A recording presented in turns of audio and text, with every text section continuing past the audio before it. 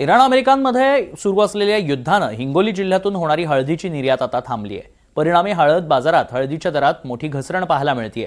युद्धामुळे हळदीची सुमारे 3 ते 4 हजार रुपये प्रति क्विंटल घसरण झाली। खरं तर हिंगोली जिल्ह्यातून लाखो क्विंटल हळद आखाती देश आणि आफ्रिकी देशांमध्ये निर्यात केली जाते। या संपूर्ण युद्धजन्य परिस्थितीचा फटका हळद उत्पादक शेतकरी आणि व्यापाऱ्यांना बसताना पाहायला मिळाला आहे। हळदीचे उत्पन्न एकतर पावसामुळे खूप कमी झालेलं आहे। आता हे एका एकरचा ढीग आहे समजा, तर याच्यामध्ये जास्तीत जास्त 8 ते 9 क्विंटल हळद ही आहे समजा। ही गट्टू आणि ही कांडी आहे, 8 ते 9 क्विंटल हळद होईल।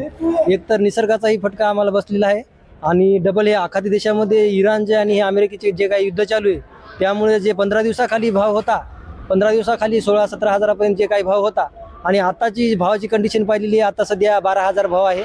तर या 12,000मध्ये आमचा खर्च सुद्धा निघू शकत नाही। तर सरकारला आमचं हे सांगणं आहे की शेतकऱ्यावर थोडं लक्ष द्या। पूर्ण तुम्ही लक्ष जर बाहेर इंटरनॅशनल लेवलला लक्ष देत असाल तर शेतकऱ्याने काय फाशी घ्यायची का?